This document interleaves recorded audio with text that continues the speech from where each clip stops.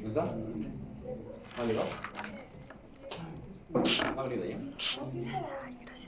Bueno, ya. No, la idea es eso, ¿no? De que aprovechen al máximo las rotaciones, ¿ya? Es esta semana más, la siguiente semana y luego ya viene el cambio, ¿no es cierto? O sea, son cada 4 semanas que vamos a cambiar la rotación, ¿ya? Y me voy a comunicar con el doctor Espinosa para ver qué ha pasado y cómo vamos a solucionarlo eso, ¿ya? No nos han dicho nada, no nos han comunicado nada. Bueno, chicos, vamos a avanzar los dos siguientes temas, ¿ya? Que son cortitos, ¿ya? Son cortitos, pero hay que un poquito ponerle... Silencio, chicos, por favor. ¿Ya? Hay que ponerle un poquito el énfasis cuando nos toque. O sea, acá el tema, miren, eso no lo van a encontrar en un texto como tal, así, ¿no es cierto?, de problemas médicos especiales en cirugía. O sea, esto nosotros lo hemos visto y adaptado de acuerdo al tipo de paciente que nosotros vamos a manejar, ¿ya? Entonces, cuando nosotros veamos un paciente en cirugía, que es un paciente potencialmente quirúrgico, entonces definitivamente hemos dicho nosotros que es un caso especial, cada paciente es un caso diferente. Pero ¿a qué se refiere con más específicamente de que tengas un problema médico especial? O sea, que no solamente va a ser un paciente que tenga algo para operar, sino que tenga algo más agregado, ¿no es cierto? Que sea, por ejemplo, un paciente muy anciano, que sea una paciente gestante, ¿no? Que tenga un problema, digamos, reumatológico, endocrinológico, cardíaco. Entonces, ahí ya va a ser que el paciente no sea un paciente sencillo, ¿no? Porque ya es un paciente especial, ¿no? Por eso decimos especial. Hay que ponerle un poquito más de cuidado cuando vamos a entrar, sobre todo a operar. Entonces, ahí también vamos a ver que algunos pacientes que son especiales no van a entrar a sala, ¿ya? O sea, no es que todos los pacientes definitivamente ya tú le das un diagnóstico que es quirúrgico, pero de repente no van a entrar a sala, ¿ya? Por el mismo problema que pueda tener de fondo, o de repente por el desenlace que puede tener en el preoperatorio, incluso el pronóstico que pueden tener estos tipos de pacientes puede ser un poco variado a un paciente común, ¿no? Entonces, a eso más o menos se refiere hablar en general de lo que estamos hablando del tipo, ¿no? Entonces se va a desglosar así, miren, ¿ya? Bueno, y puede ser más, ¿no? Realmente sí puede ser muchos más como subtítulos que podemos poner, ¿no? Pero estos son los más frecuentes, ¿ya? O sea, los pacientes que nosotros vamos a ver en cirugía, los más frecuentes. No es un orden específico, ¿no? No es que uno tiene más prioridad que otro de repente va a decir, no, a este paciente sí lo voy a operar ahorita, al otro de repente no, voy a esperar, ¿no? Eso sí es un tema un poco ya más específico de lo que se va a valorar en el tipo de paciente que vamos a manejar, ¿ya? Entonces, hablando así, como los subtítulos, un paciente quirúrgico que tenga una patología cardíaca, ¿no? Paciente quirúrgico que va a tener un problema renal, paciente quirúrgico que va a tener un problema neumológico, paciente que se va a operar y va a tener un problema endocrinológico, igual también que tenga una enfermedad reumatológica, cirugía y embarazo, eso sí es un tema largo, ¿no? Incluso ahí sí hay textos donde sí se puede abarcar algo mucho más específico en lo que es obstetricia, ¿no? O sea, patología obstétrica, cuando lo vean, relacionado a cirugía abdominal, cirugía general, cirugía digestiva, ¿no? Es un tema que sí se puede hablar muchísimo, ¿no? Porque hay mucho cambio en ese aspecto, ¿no? Pero ahorita vamos a hablar lo más importante básicamente para nosotros. Geriatría, ¿no? Y inmunosupresión, ¿no? Entonces la mayoría de esto ya lo han visto ustedes, ¿no? O sea, ya lo han visto, han tocado de repente un pedacito de lo general, ¿no? No enfocado en el ámbito quirúrgico, pero sí ya de lo que nosotros estamos queriendo entender. Y eso, más que todo, es lógica, lo que nosotros vamos a ver en un paciente, en un tipo de estos pacientes que vamos a ver. Entonces, por ejemplo, saben ustedes, ¿no?, que las patologías cardiovasculares tienen mucha mortalidad, ¿no? O sea, son las que tienen más mortalidad, incluso perioperatoria, ¿no? 25%, es un número alto, ¿no? Este número sí se manejaba hace varios años, ¿no? Actualmente ha disminuido, ¿no? Por todo también el avance que ha habido en la parte vascular, ¿no? Las bombas, las mismas máquinas que se pueden manejar en pacientes que se hacen un tipo de cirugía especial, ya la subespecialismo mismo de los cardiólogos, y todo hace que esto ya mejore el manejo y el pronóstico de este tipo de pacientes, ¿no? Entonces, si tú tienes, por ejemplo, una morbilidad cardíaca, entonces son estas las 5 patologías o escenarios en los cuales el paciente vamos a tener que poner un poquito la mano, ¿no es cierto? Y frenar, como les decía, lo más difícil para nosotros en cirugía es decir cuándo no operar a un paciente, ¿no? Porque no estamos acostumbrados a ver 10 pacientes y los 10 vamos a querer operarlos, porque eso es lo que nosotros hacemos, ¿no es cierto? Pero más difícil es decir, ya, este no lo voy a operar, espero un ratito, tengo un poco de cuidado y lo voy chequeando, lo voy observando, ¿no? Entonces, obviamente un infarto, ¿no? Entonces, vemos.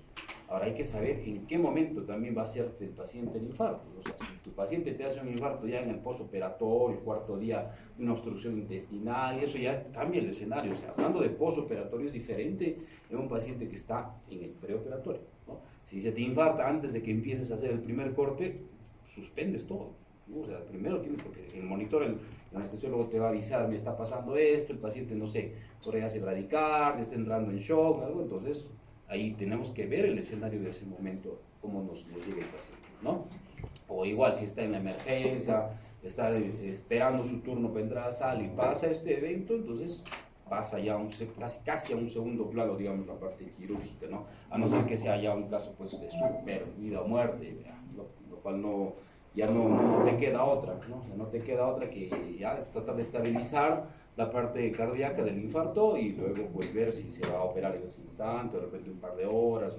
Eso tiene que valorarse en ese momento, ¿no? O sea, cada paciente te va a decir qué vas a hacer, ¿no? Tú no lo puedes planificar y decir, ya, yo lo voy a operar en 6 horas y no, de repente ni se opera.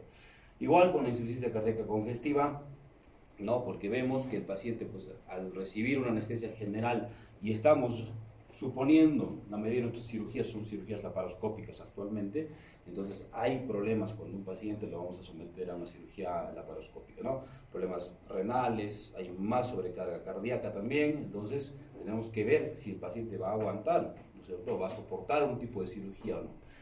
Anginas, arritmias, eso, bueno, normalmente lo ves en el monitor, ¿no? En el monitor que tenemos en sala, entonces hay pacientes que te hacen arritmias, ¿no? Te hacen taquicardias supraventriculares, que es lo más frecuente, lo que pasa, ¿no? En sala de operaciones, ¿no? Y ver, pues, qué le vas a dar. O en el postoperatorio igualito, ¿no? El paciente hace fibrilación, ¿no? Ya le pones amiodarona, digamos, ¿no? Bueno, ya lo que ustedes saben, la medicación, ¿no? Y vemos si se compensa o no, ¿no? Si de repente ya con eso estabilizamos un poquito al paciente y podemos proseguir o no proseguir. Y bueno, ya una muerte súbita, ya no se puede hacer pues nada, ¿no? Hay escenarios muy, muy extremos, pero que tenemos que saber en este tipo de pacientes, ¿no? Entonces, ¿para qué vamos a manejar esto? ¿Cómo manejamos? Obviamente, ver el estado general del paciente, el estado hemodinámico del paciente y tener un buen electrocardiograma, obviamente a la mano. O sea, todos los pacientes en el preoperatorio entran sí o sí con un electrocardiograma. O sea, que no entre un paciente con un EKG, eso ya tendría muchos problemas para el mismo paciente, para el mismo médico, ¿no? O sea, porque si pasa algo y el paciente ya era un paciente cardiópata y no tienes a la mano mínimamente un electrocardiograma, entonces ya vienen los problemas hasta legales y todo, ¿no? Bueno, entonces acá le ponemos interrogante como contraindicaciones, ¿no es cierto? O sea, ¿qué cosa tú vas a decir? No, ya no voy a operar al paciente. Entonces, uno, un infarto reciente, ¿no es cierto? Pero eso estamos hablando de una cirugía, en este caso ya más de electivo, como les dije, hay que ser más puntual de lo que tú estás buscando. Porque si es una emergencia, una superemergencia, un paciente que se ha infartado, igual te hace una perforación duodenal, por ejemplo, ¿no? Entonces tienes que entrar a sala, ¿no? O sea, no vas a decir, no, pues, listo. Sea el escenario que sea, vas a tener que entrar, ¿no? Entonces, interrogante, ¿no? Angina inestable también, se supone que el paciente ya está con medicación, es lo normal cuando te llega, ¿no? Y los pacientes ya han pasado por el cardiólogo en consultorio, ¿no? Y ya tienes una chance para ver cómo operarlo. Pero hemos dicho, si vas a una cirugía electiva, entonces vas a tener más tiempo, ¿no?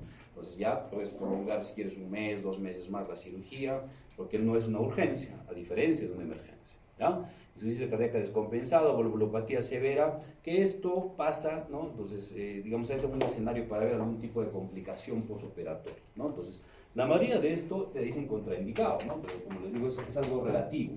Pero ¿por qué nosotros le damos importancia por esa fotito? Miren que ven, parece incluso algo sencillo ver, ¿no? Pero no es así.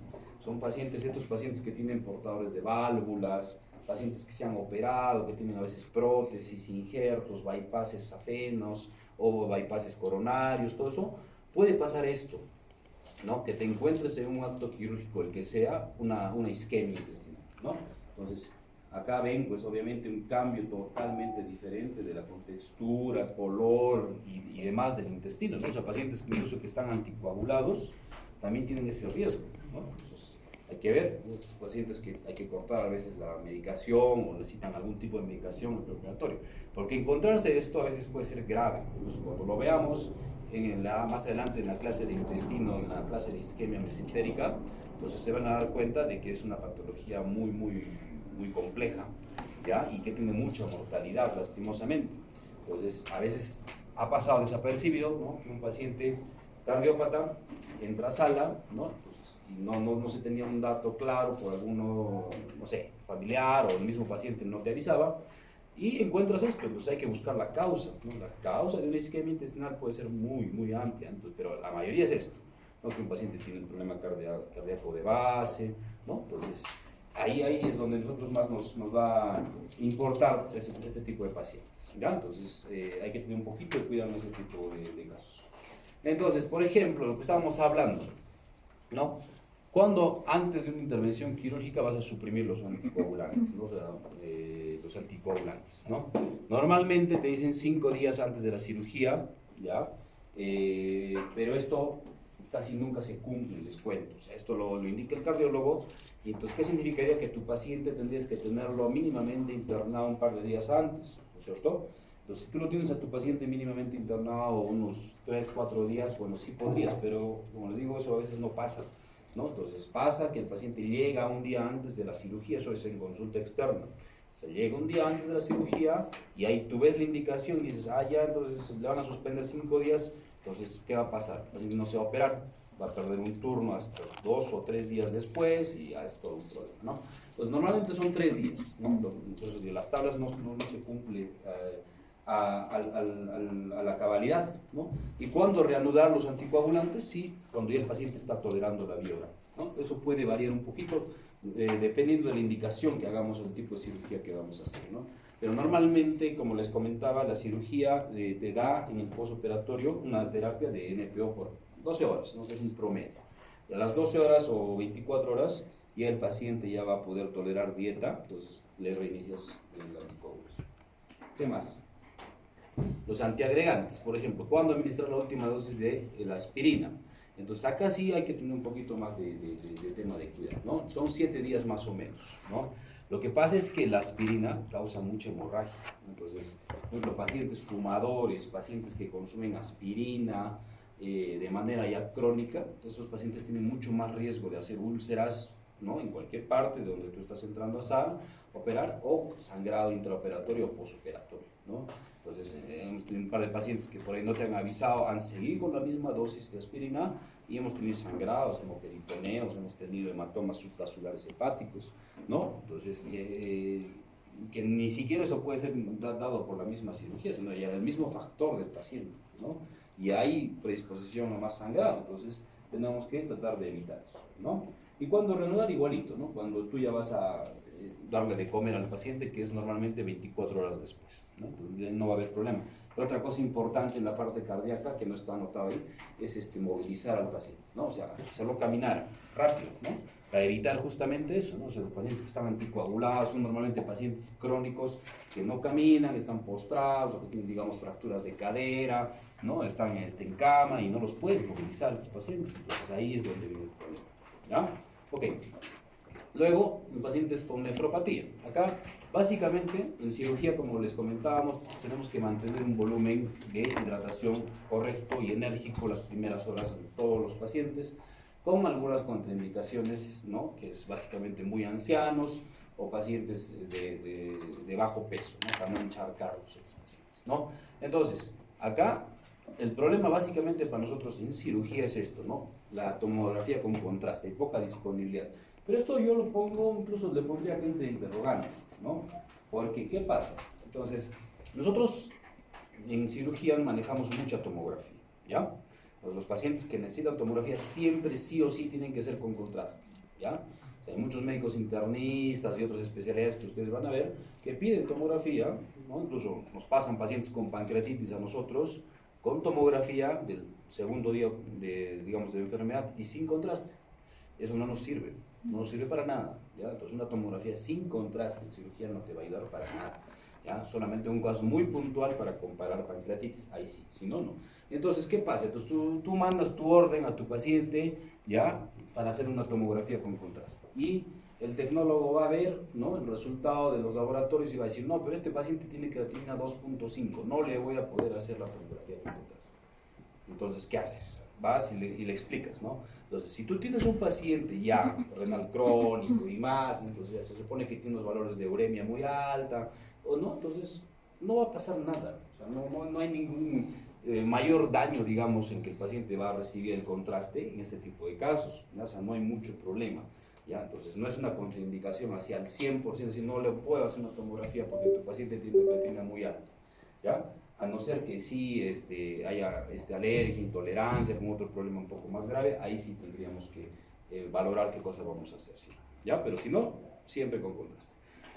Sabemos que los pacientes renales crónicos tienen más morbilidad porque te hacen episodios casi bruscos o así repentinos de hiperpotasemia, ¿ya? O de arritmias malignas, ¿no es cierto? Entonces ahí también tenemos que manejar con cuidado a estos pacientes. Tienen que estar normalmente en un monitoreo casi diario con el nefrólogo de cabecera, ¿ya? Evitar nefrotóxicos, bueno, esto ya nosotros, como les comentaba, nosotros no usamos muchos nefrotóxicos en cirugía, ¿no? Es muy poco, así que no tenemos de ese aspecto más tema, más problema. Y saber que si un paciente con insuficiencia renal aguda tiene más riesgo de hemorragia, ¿no es cierto? Entonces hay que ver y controlar la volemia. Estos pacientes tienen que tener un balance prácticamente neutro. O sea, un paciente renal, aparte de lo que nosotros estamos creo que se ha salido. Un segundito, voy a cerrar, ¿no? Se ha salido esto. Vamos a reiniciar.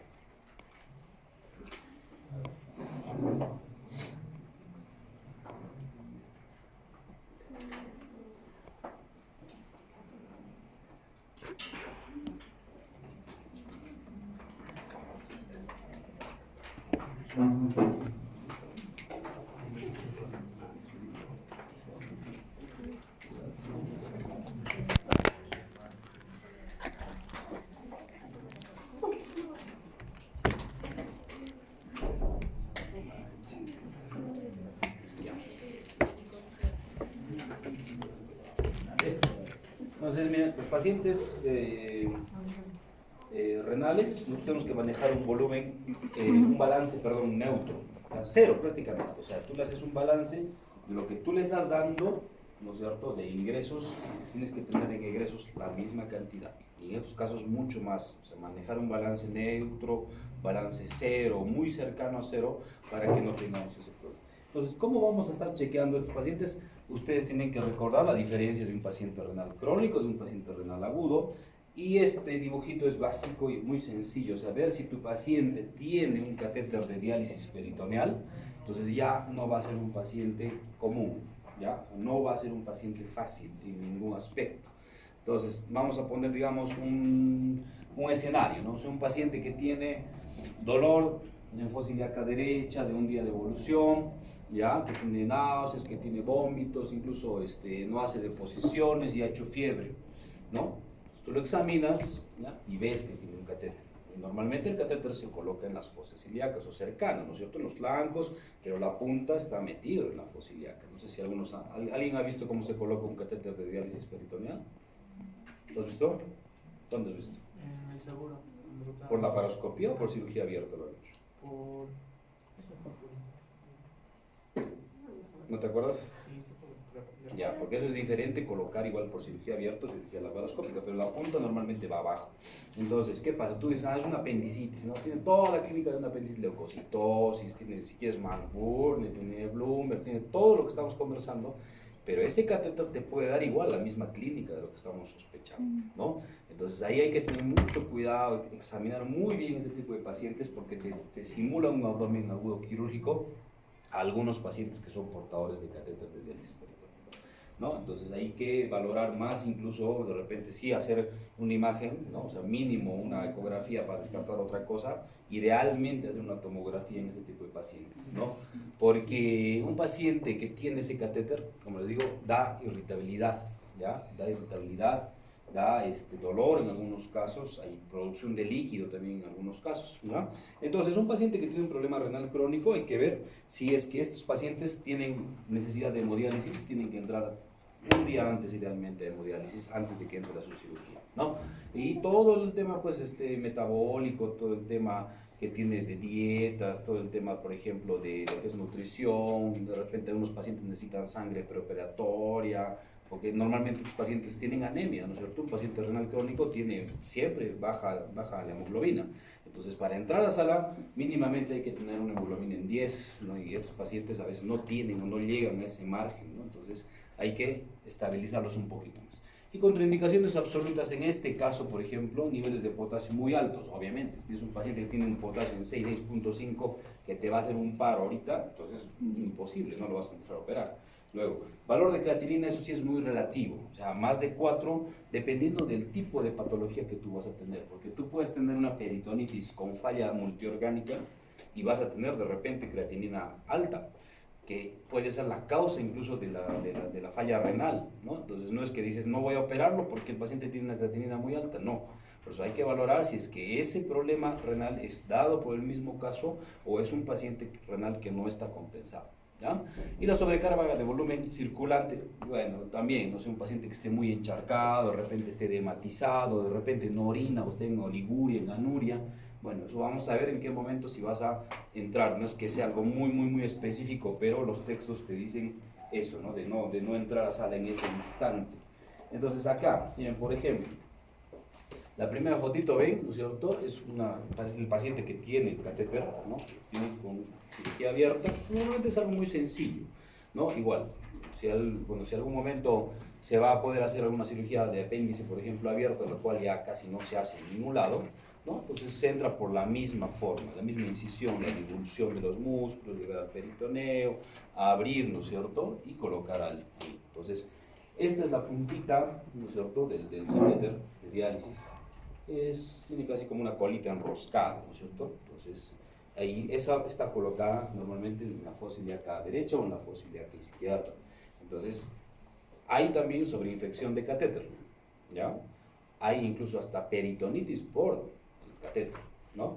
Entonces, si tú no ves y no sabes si es que el paciente te está dando ese tipo de cuadro por el catéter, puedes entrar a operarlo y de repente no vas a encontrar nada, no sé, entrar en blanco prácticamente, porque puede causar eso, ¿ya? O sea, estos catéteres te pueden provocar eso, ¿ya? Acá tenemos una foto de un paciente que estábamos operando y este es el catéter, ¿no? Entró con toda la clínica de apendicitis, sí fue una apendicitis en este caso, ¿ya? Acá está el apéndice, ¿no?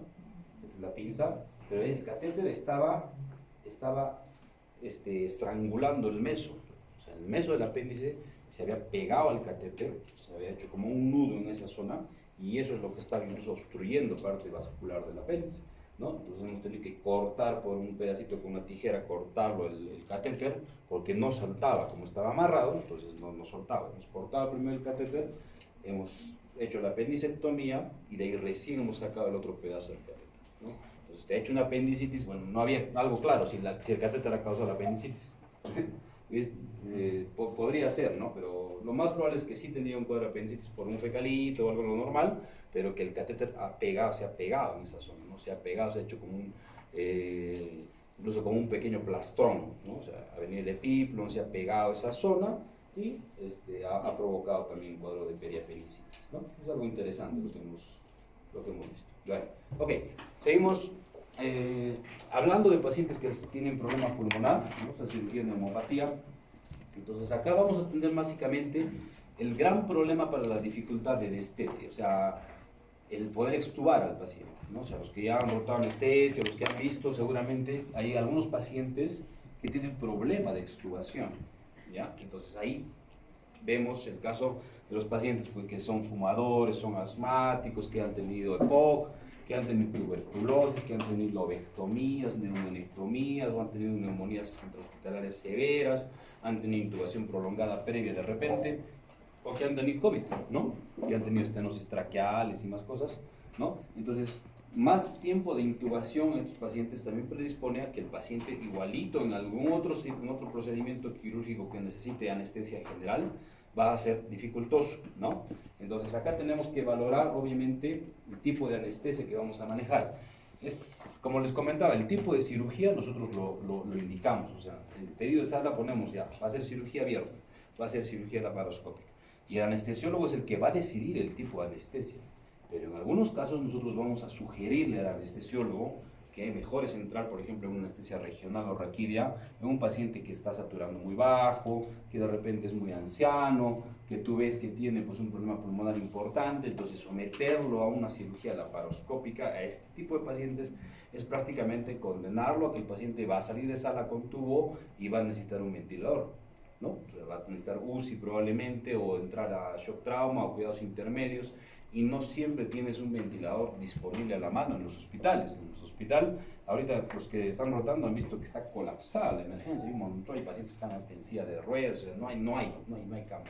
Entonces, hay que ver eso, si este tipo de pacientes te va a llegar, entonces ya con una anestesia de repente raquídea, que sea más rápida, entonces vas a solucionar de repente el problema del paciente y no condenarlo de repente a que no va a poder salir del tubo, ¿ya? Y el riesgo neumológico no está indicado en todos los pacientes. O sea, riesgo neumológico le vas a pedir a un paciente que tenga estas características, pero si es emergencia, difícil de que vas a tener un neumólogo pues en la tarde, ¿no es cierto? Pero si tienes una cirugía programada, mayores de 60 años sí o sí tienen que tener también un riesgo neumológico con un problema, obviamente pulmonar, de base para que no tengas ese problema más adelante. Mínimamente tener una buena placa para ver pues cómo está el pulmón, ¿no es cierto? Para ver que no haya pues tumoraciones, que no haya pues una secuela grave de un COVID, por ejemplo, ¿no? Y ver si tu paciente pues tiene o no espasmos bronquiales, asmáticos complicados. Entonces, esos casos normalmente, ¿qué hacemos? Los pacientes los pasamos o a medicina o que lo estabilicen un neumólogo durante un tiempo y luego ya recién lo vamos a programar para... Entonces, estos pacientes neumológicos tienen dependencia de oxígeno, igualito. Entonces, tienen que saber que un paciente quirúrgico no va a saturar igual que otro paciente, ¿ya? Hay unos pacientes que normalmente tienen que tener una saturación más de 90, ¿ya? Algunos pacientes que saturan entre 85, 87, 90, no es que están desaturando, ese es su basal, ¿ya? Entonces, no necesitamos más, no es que, no, pero está saturando 83, no dice la enfermera, no le pone 10 litros de oxígeno, no, entonces no necesita. Hay algunos pacientes que no necesitan la cantidad de oxígeno de pecho, algunos sí, ¿ya? Bueno, acá, los torcedores, obviamente más riesgo de dehiscencia, es un paciente que tiene un problema de tos crónica, entonces, si tienes una cirugía grande, abierta, vas a tener más predisposición a que el paciente pues tenga dehiscencias de herida, dehiscencias de anastomosis, evisceraciones y todo lo que puede ocurrir en un paciente que está poniéndole mucha hiperpresión a la cavidad abdominal. Aislamiento del paciente, antes se hacía esto, o sea, si tienes un paciente con tuberculosis y has entrado a operar, por ejemplo, que tenga una obstrucción, no va a entrar pues a un ambiente común donde están los otros pacientes. Tienes que mandarlo a un área especial, un ambiente especial, y a veces no tienes ese ambiente especial, no tienes ese aislamiento del cuarto, pues ahí también vas a tener problemas con tu mismo ambiente hospitalario. Fisioterapia respiratoria es muy importante en estos pacientes. Pocos colegas, pocos médicos realmente hacen esto, ¿no? Pero la fisioterapia respiratoria es muy básica en cirugía. O sea, parece algo tan sencillo que el paciente empiece a respirar bien, de manera correcta, enseñarle a respirar bien, o que sople un globo chiquito, o que haga su inspirómetro de incentivo, o que camine. Entonces, eso le va a ayudar muchísimo, ¿ya? Ahora, la neumonía intrahospitalaria, ¿ya? Entonces, ¿qué va a hacer? Una prolongación de la intervención y uso del mismo tubo corrugado. O sea, paciente que ya está varios días en la emergencia, ¿cierto? Más de 72 horas normalmente, ¿ya? Que está esperando su turno operatorio, ¿ya? Y que se opera, ¿no? Después de varias cirugías, incluso en el mismo acto, en la misma sala de operaciones, entonces puede haber igual más riesgo de neumonía hospitalaria. Este es el tubo corrugado, nosotros lo que se usa en la máquina de anestesia, y te puede dar eso, ¿no? Lesiones muy difusas, algodonosas, ¿no? Entonces, incluso neumonía asociada a la máquina y neumonía asociada al ventilador también hay, ¿no? Pero el mismo uso del mismo corrugado también te predispone. ¿Qué te dice la norma? Que deberías cambiar el corrugado por cada paciente. O sea, cada paciente debería tener un tubo, pero eso no se cumple. hablando de endocrinología, ¿no? Entonces, ¿cuáles son los pacientes más difíciles para nosotros en cirugía? Paciente diabético y paciente hipotiroideo y alguna enfermedad reumatológica. Esos tres son los casos de, digamos, un paciente en el ámbito de cirugía general o digestiva, vamos a tener mucho más problemas, ¿ya? Por todo lo que abarca la fisiopatología y demás, ¿no? Que no vamos a conversar de eso, sino vamos a ir a lo puntual. Entonces, por ejemplo, un paciente con diabetes, ¿qué significa? ¿Que un paciente tiene más probabilidad de requerir cirugía que la población general? Sí. Entonces, hemos dicho que 10% de la población en general en algún momento de su vida va a entrar a sala, ¿ya? O sea, para cualquier tipo de procedimiento que sea. ¿Ya? Y en un diabético se dobla o se triplica esa cifra, ¿ya? Entonces tienen mucha más predisposición por sobreinfecciones, ¿no es cierto? Por problemas de amputaciones y más complicaciones que ustedes ya seguramente ya han visto, ¿no? Ante una grave descompensación, la cirugía debe posponerse, ¿no? Entre interrogantes, sí. Hemos tenido algún paciente diabético, por ejemplo, que está haciendo una colecitis aguda y te hace una cetoacidosis diabética. Entonces, ¿qué haces? ¿Lo vas a operar o no lo vas a operar? No lo vas a operar. No lo vas a operar en ese momento, porque tienes que manejar primero la descompensación, pasarlo a cuidados intensivos, pasarlo a una unidad, no sé, de trauma shock, ¿no es cierto? Ver un control constante de electrolitos, ¿no? Y ver que esta situación sí se pueda corregir. Hay algunos casos que se puede corregir felizmente rápido, ¿no? En cuestión de horas, de repente un día, y te puede esperar la cirugía. Entonces estamos hablando, por ejemplo, de una colecistitis, ¿no? Que sí te puede esperar un día, hasta un poco más. No es que el paciente se va a morir, eso no lo va a matar, pero sí lo va a matar la situación. Entonces hay que esperar un poco, ¿ya? La sintomatología no es necesariamente la misma que un paciente no diabético, eso es totalmente cierto, ¿ya? Entonces, un paciente que tiene diabetes no te va a manifestar la misma clínica que un paciente no diabético. Clarísimo, eso muchas veces lo hemos visto en pacientes que vienen, de repente hasta incluso debutan con otra clínica que no es la misma, ¿no? De repente debutan con diarrea, debutan con fiebre, ¿no? Entras a operar, digamos, suponiendo otra cosa y encuentras una peritonitis, ¿no? Entonces, puede pasar. O pacientes que tienen, digamos, un dolor leve, ¿ya? Ya están varios días ya de enfermedad tienen estos pacientes y al momento de entrar a sala de operaciones, pues vas a encontrar algo muy complejo, muy difícil, porque el paciente no te avisa. O sea, un paciente diabético no tiene un umbral de dolor muy alto, igual que otro paciente, ¿ya? Y normalmente estos pacientes tienen algún tipo de medicación también que tienen de manera crónica. Entonces, el paciente ya dice, no, sí, yo ya estoy tomando mis pastillas y listo. Entonces, y cuando llega a la emergencia un paciente de estas características, ya puede ser algo mucho más difícil. Entonces, por ejemplo, la cabeza, pues pacientes que tienen pues, resistencia a la insulina, ¿no es cierto? Que tienen problemas de pancreatitis a repetición, ¿no? Los pacientes diabéticos descompensados, los obesos también que no manejan bien las hiperglucemias. Entonces, ahí es donde van a tener un poquito más de problemas este tipo de pacientes, ¿no? El Día Mundial de la Diabetes, el 15 de noviembre, ¿ya? Y vamos a poner estos 5 ejemplos de estos pacientes, ¿ya? Estamos hablando en cirugía, ¿cierto? Entonces, un paciente diabético, ¿no? Puede tener cualquier tipo de patología, igualito, o sea, no va a haber ningún problema, o sea, puede tener una obstrucción, puede tener una apendicitis, puede tener una hernia encarcerada, puede tener una diverticulitis, una colangitis, pancreatitis, lo que sea. O sea, todas las patologías las puede tener siendo diabético, ¿ya? Pero, por ejemplo, cuando te llegan estos 5 casos en un paciente diabético, son pacientes mucho más complejos. Entonces, ¿por qué? Por ejemplo, una colecitis alitiásica. ¿Qué significa? Que no hay cálculos en la vesícula, ¿ya? Entonces, nosotros normalmente en cirugía no operamos los pacientes que no tienen cálculos. O sea, nosotros operamos las colelitiasis, las colecistitis por cálculos, ¿ya? Todo lo que tenga cálculo en vesícula sí o sí se va a operar en algún momento. Entonces, no hay otra forma, es el único tratamiento, ¿ya? Pero cuando no hay cálculos, entonces dice, no, pues este paciente no tiene cálculos, listo, pasa a medicina, ¿ya? O que lo ve el gastro, ya listo, entonces ya vamos, ahí lo dejamos. Pero en muchos casos diabéticos, estos pacientes hacen unas necrosis vesiculares, pero bien complejas, ¿ya? Entonces una colecitis litiásica en un diabético sí o sí tienes que operarlo de inmediato, ¿ya? Porque te hace perforaciones vesiculares, te hace peritonitis biliar, necrosis vesicular, casos bien complejos. Colecitis enfisematosa, igualito, pues tú ves esto, ¿no? Aire, en la pared de la vesícula o en el borde de la vesícula, ¿no?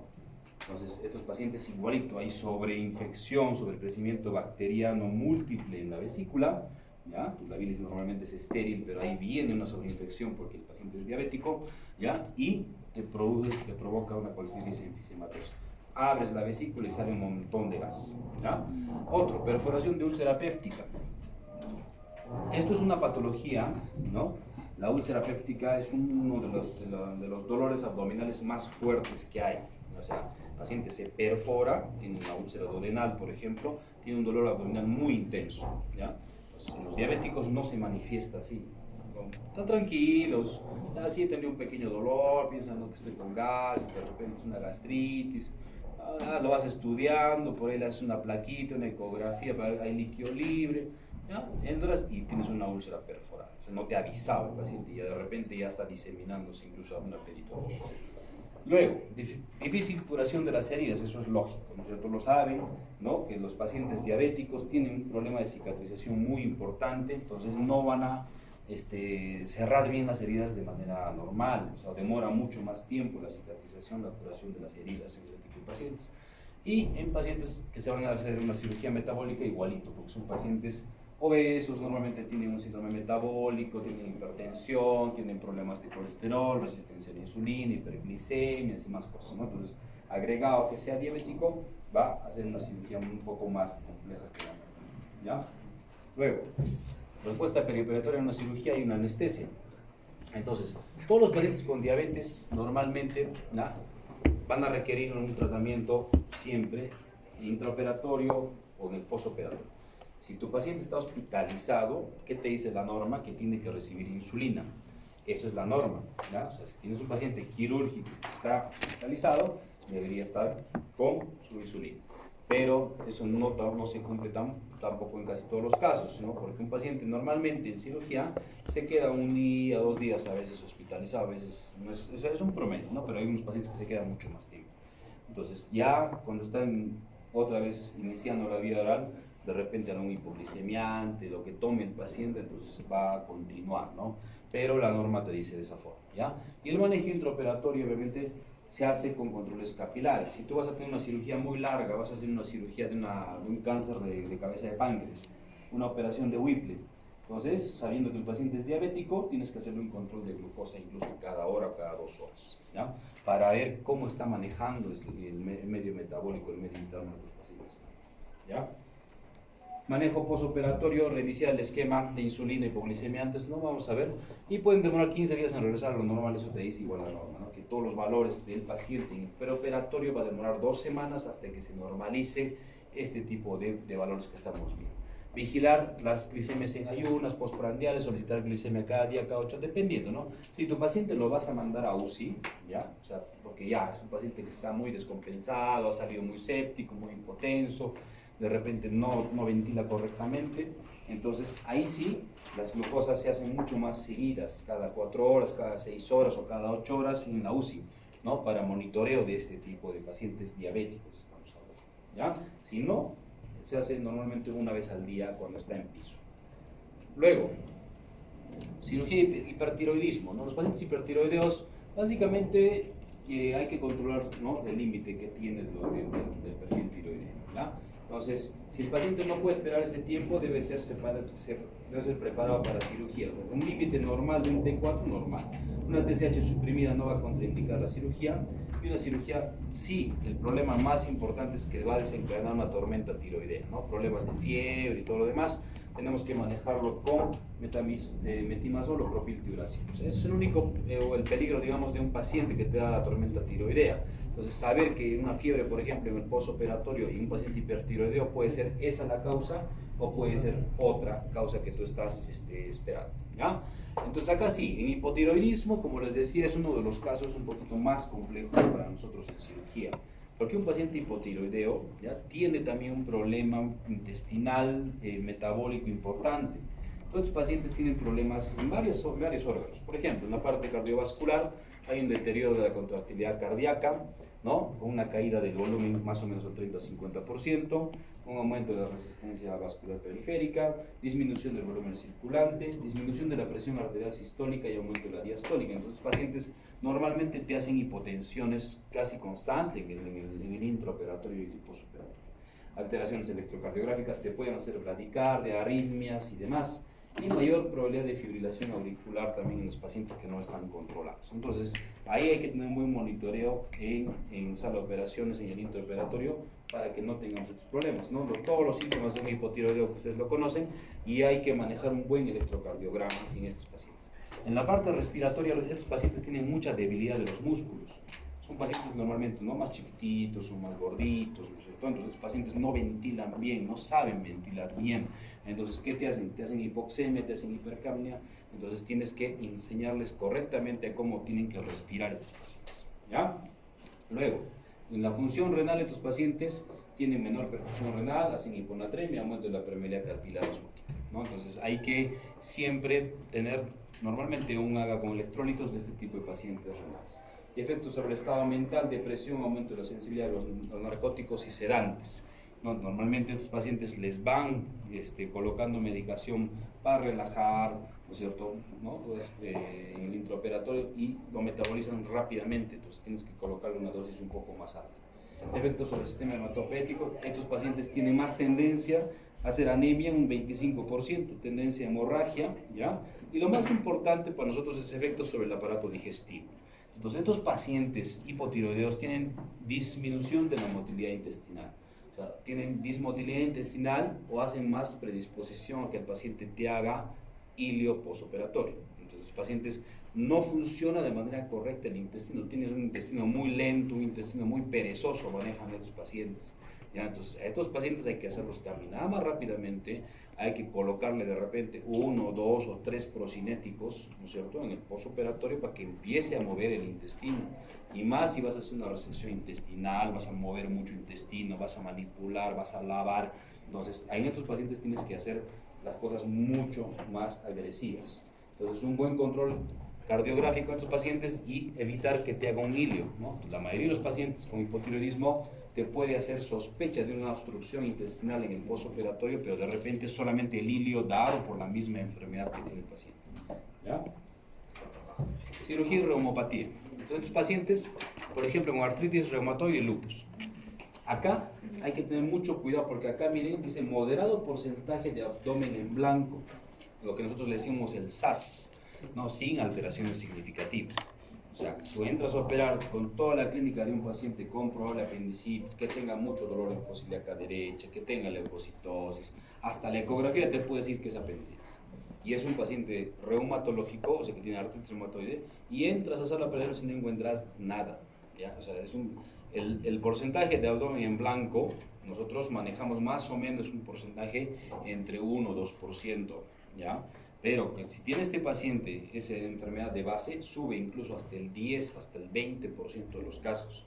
O sea, es más alto. Entonces hay que tener un muy buen examen físico en este tipo de pacientes y tener una imagen casi segura para tener un diagnóstico definitivo. ¿No? Mayor riesgo de perforaciones intestinales también. ¿Por qué? Porque estos pacientes consumen mucha medicación, ¿no es cierto? Consumen mucho AINES, mucho diclofenaco, ¿no? Entonces tienen más predisposición a úlceras, ¿no? Estos son los que más se perforan, las úlceras gástricas, úlceras duodenales o perforaciones intestinales sin otra causa. Entonces son estos pacientes, hay que tener un poquito de cuidado. Entonces, los que tienen lupus, artritis, ¿no? y los que vamos a encontrar un abdomen en blanco, ¿no? Un abdomen sin alteraciones. Ahora, hablando de cirugía y embarazo, como les decía, es un tema que puede ser incluso bien largo, ¿ya? Entonces, 1 de cada 50 embarazos presentan dolor abdominal potencialmente quirúrgico. ¿Eso qué significa? De 50 embarazadas, una va a tener un dolor muy, muy intenso, muy similar a tener un abdomen peritoneal, ¿ya? Pero tenemos que ver que una gestante, o sea, ya todo el metabolismo es muy diferente. ¿Alguna de las chicas tiene hijos o no? ¿Alguna de las chicas tiene algún hijito? ¿Nadie? ¿Todos? ¿No reconocido? Nada. ¿Tú tienes hijos? No. Ya, bueno, entonces cuando vean, o seguramente han visto, ¿no? Con algún pariente, algo, cuando uno está embarazada, entonces todo cambia, ¿ya? O sea, toda la parte, no solamente hablando de la parte anatómica, mental, emocional, o sea, todo, es todo un cambio, ¿no? Entonces son cambios fisiológicos muy evidentes. Entonces eso te hace ya de que tu paciente no sea un paciente pues normal, ya tienes dos vidas, digamos, o sea, 2 vidas. Es como dicen en la cesárea, ¿no? En la cesárea lo dice, tienes una cesárea y tienes una apendicitis, ¿cuál vas a entrar primero? La cesárea, ¿no? Entonces, cesárea mata apéndice, dice, ¿no? Entonces, así es, ¿no? Entonces, acá igualito, tenemos una embarazada, entonces tenemos que saber cómo llegar a ese paciente, ¿no? O sea, porque la sospecha quirúrgica en estos pacientes no es tan fácil. O sea, examinar una gestante y sobre todo cuando tiene una gestación ya de mucho tiempo de enfermedad ya es diferente. No tienes pues un poquito de 5, 6 semanas, 7 semanas, 10 semanas, normal, es como un paciente fácil de evaluar, ¿no? Pero cuando ya la gestación está muy alta, ya es muy difícil a veces el diagnóstico definitivo, ¿no? O sea, acá estos pacientes, por ejemplo, tienen problemas cardiovasculares, aumenta el gasto cardíaco y hacen taquicardia. Entonces, nosotros en cirugía hemos dicho que todo paciente que te hace taquicardia o es que está sangrando de algún lugar o tiene mucho dolor, es para nosotros en cirugía. Y de repente es la gestación la que le está causando esto, entonces no necesariamente va a pasar. Ahora, el paciente, un trauma abdominal, por ejemplo, en una gestante, entonces, ¿qué ha pasado? ¿Está sangrando o no? Entonces, y ahí viene el problema, ¿no? Luego, en la parte abdominal, aumento de la presión intraabdominal, crecimiento del útero, obviamente va a haber menor retorno venoso, entonces hay más distensión abdominal, hay una hipertensión intraabdominal transitoria en estos pacientes, entonces hay que ver qué es lo que está pasando. ¿Qué más? Estado de hipercoagulabilidad, ¿no es cierto? Hay aumento 5 veces el riesgo de trombosis venosa profunda, embolia pulmonar.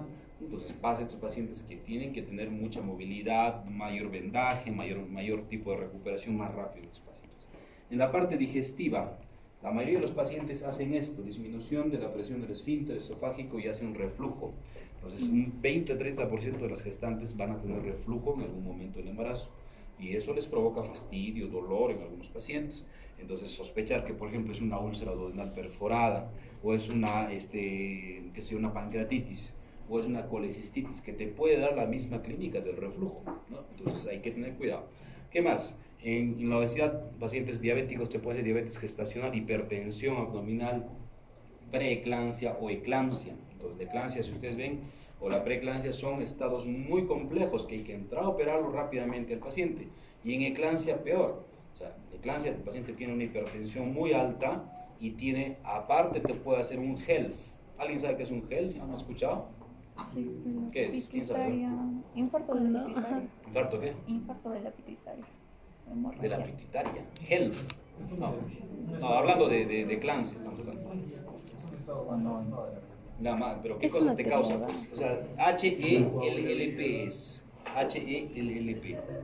Hipotensión. Bueno, te da hemólisis, ¿no es cierto? Te da problemas de plaquetopenia, te da problemas hepáticos y problemas de encefalopatía, pacientes convulsionan, ¿no? O el gel y la eclampsia, convulsión y da probabilidad de daño y de ruptura hepática. Se puede romper el hígado o se puede romper el vaso en estos pacientes. Entonces, ahí es donde la duda, el paciente está sangrando porque ellos entran a operar de emergencia, no cesárea, pero piensan que sigue sangrando por la misma cirugía o de repente es que el vaso o el hígado se ha comprometido. Entonces, no son pacientes nada fáciles. ¿Algunas diferencias en la fisiología y su respuesta al estrés anestésico? Sí, ¿no? O sea, el paciente cuando esté en un embarazo, ¿no? Entonces, y va a entrar a sala de operaciones por otra causa, el estrés aumenta muchísimo. Entonces, aquí hay muchos cambios, esto puede encontrar en cualquier lado, cambios metabólicos, puede haber retención de agua, puede haber hiperglucemia, hay más dolor en la parte mamaria, en la parte urinaria el paciente también está orinando constantemente, ¿no es cierto? Puede haber deshidratación, en el aparato digestivo disminución, obviamente el peristaltismo tienen más eructos, más posibilidad de hacer reflujo, ¿ya? Más posibilidad de hacer también ilio, ¿ya? En el aparato reproductor todos los signos ginecológicos que pueda haber, en la parte endocrinológica aumento de la hipófisis, en la piel cambios, en la piel obviamente cloasma, melasma, manchas y todo lo demás, cambios hematológicos, tienen una anemia normal estos pacientes también. Entonces, si vas a tener un trauma, vas a decir, tengo una hemoglobina basal, digamos, en 9. Entonces, ¿qué ha pasado? ¿Es por el mismo trauma o es que en su control del embarazo pues ya estaba manejando una anemia de tiempo, ¿no? Entonces, eso tenemos que ver. En la parte cardiovascular igualito, ¿no? Si te hacen taquicardia y todo lo que estamos contando. Entonces, son pacientes especiales este tipo de los embarazos. Entonces, vamos a poner dos ejemplos claros. Solamente lo más frecuente para nosotros en cirugía, ¿no? Si un paciente te hace apendicitis o te hace una colecistitis. Entonces, en casos de apendicitis, ¿no? ¿Qué es la causa más frecuente de cirugía no obstétrica durante el embarazo? ¿Ya? Entonces, durante el embarazo hemos dicho que 1 de cada 50 tiene dolor muy intenso, pero normalmente los pacientes embarazados tienen dolor. Hay dolor abdominal que a veces se confunde con que fuese algo quirúrgico, ¿ya? Entonces, acá la apendicitis es frecuente en este tipo de embarazos. El diagnóstico puede ser difícil por la alteración anatómica y fisiológica. Entonces, acá vemos que el útero está aumentando de tamaño, todos los cambios que estamos viendo. El dolor no es el mismo que un paciente que tiene apendicitis que sea gestante, ¿ya? Entonces, acá tenemos que hacer una buena clínica, sí o sí una ecografía obstétrica, sí o sí tener una ecografía abdominal por nosotros, y va a haber dudas si le vas a hacer una tomografía o resonancia. Entonces, si va a haber duda, en una gestante le podemos hacer tomografía o no. No está indicado hacer una resonancia, pero algunas veces no te queda otra, no tienes eso, mucha duda, porque puede ser un caso muy raro, entonces tienes que pedir una tomografía. En casos que esté muy más avanzado la gestación, ya no pasa nada, ¿ya? Y entrar a la laparoscopía cuando hay mucha duda. Ahora, si tienes un embarazo de muchas semanas de enfermedad, no vas a poder entrar en una laparoscopía. O sea, si tienes 30, 35 semanas de gestación, no hay campo, no hay cómo entrar por la laparoscopía, o sea, no tiene ningún sentido, tienes que hacer cirugía abierta. Cirugía ni bien se le diagnostique, ¿no? Lo mejor es eso. Ante la duda, ya, ni modo, pues va a terminar en cirugía, pues ya. Hasta las 20 semanas hacer cirugía laparoscópica. Tienes que explicar al paciente que este tipo de procedimientos, sea abierto o sea laparoscópico, va a tener más predisposición de abortos, aborto, parto pretérmino, teratogénesis, óbito, todo por la misma manipulación, ¿no es cierto? Si haces cirugía laparoscópica y mucha hiperpresión en el neumoperitoneo, es más bajito. Nosotros operamos en cirugía laparoscópica con un neumo entre 14 a 15.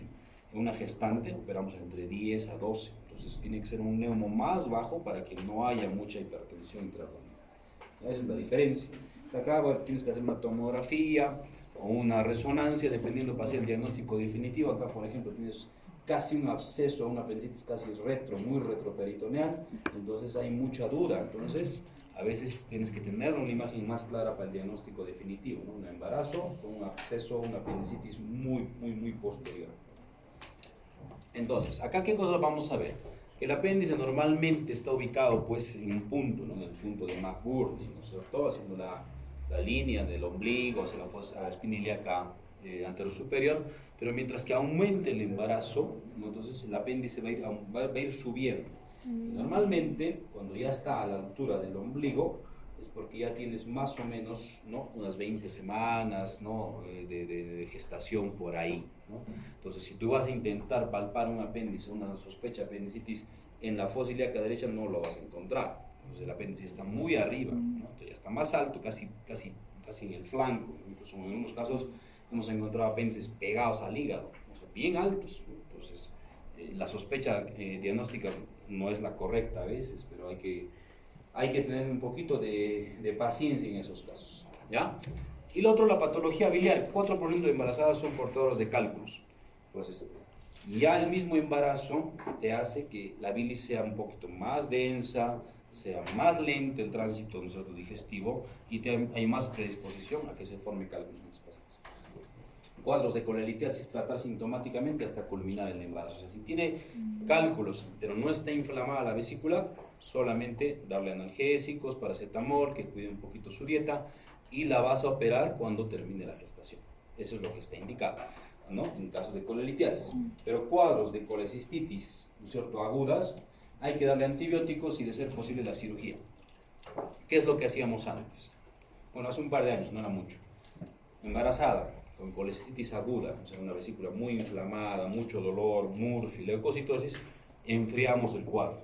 Le das tratamiento antibiótico, la pones a observación y listo.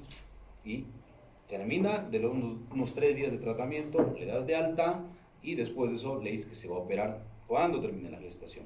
Pero ahora ya no se hace eso, ha cambiado, o sea, porque hay más riesgo de pancreatitis, más riesgo de coledocolitiasis, que de repente el paciente que ha llegado con ese cuadro, ya suerte que ha mejorado, pero de repente no, y su siguiente episodio va a ser mucho más grave, más complejo, entonces no te conviene ser una gestante, no más morbilidad. Si tu paciente está con las condiciones de operar en ese momento, es mejor operarlo, ¿no? Entonces ahora ya cambió un poquito la perspectiva del manejo en lo que es este vesículo.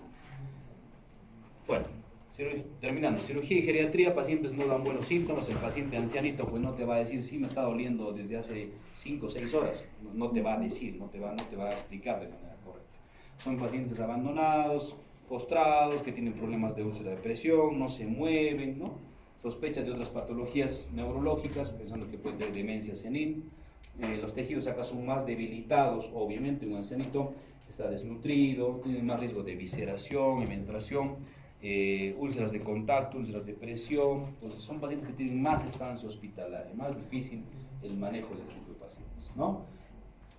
Cirugía e inmunosupresión, sintomatología oculta, ¿no? Estos pacientes pues, ¿no? que tienen fiebre de origen desconocido, que tienen hepatitis B, VIH y demás, entonces hay que manejarlos con más cuidado por el riesgo de contagio, ¿no? Y generalmente con tratamiento de larga data en este tipo de pacientes. ¿Ya? No sé si va a abrir esto, vamos a intentar, creo que sí. Es una pequeña cirugía de una gestante. A ver, sí. Entonces, una gestante está haciendo un cuadro de apendicitis. Estamos entrando por la paroscopia y acá miren, acá hay líquido. Normalmente el líquido peritoneal es clarito, ahí es escaso, no es que no hay líquido, sí encontramos líquido, ¿ya? Pero acá, al hacer la paroscopia, entonces vemos una gestante que creo que tenía unas 12, 13 semanas, o sea, no era mucho, entonces la laparoscopia está muy permitida, entonces muy indicada. Esta es la fosa ilíaca izquierda, mira, hay líquido, ahí está la trompa, o sea, hay que hacer un correcto chequeo de la cavidad, ¿no? Entonces acá vemos el útero que está más grande, ¿no es cierto? Hay líquido encima, ¿no? del útero y en el fondo del saco de Douglas también hay líquido. Entonces, acá es básicamente para que vean, ¿no? cómo podemos manejar, ¿no? Entonces, líquido inflamatorio no es que es pus ni nada, ¿ya? Entonces se puede manejar tal y cual como si fuese una apendicitis normal. La colocación de trócares va a variar un poco, ¿no? Normalmente los trócares nosotros lo colocamos bien abajo, casi suprapúbicos o en las dos fosas ilíacas, para no dejar cicatriz.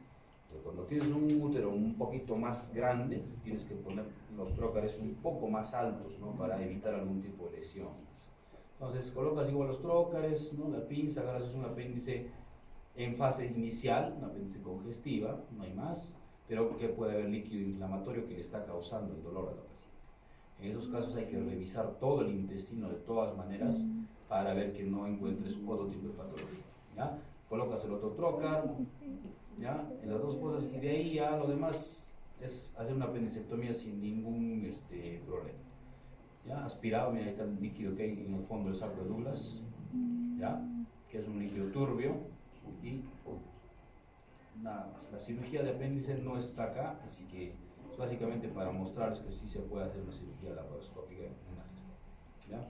Muy bien. ¿Alguna duda, chicos, hasta ahí?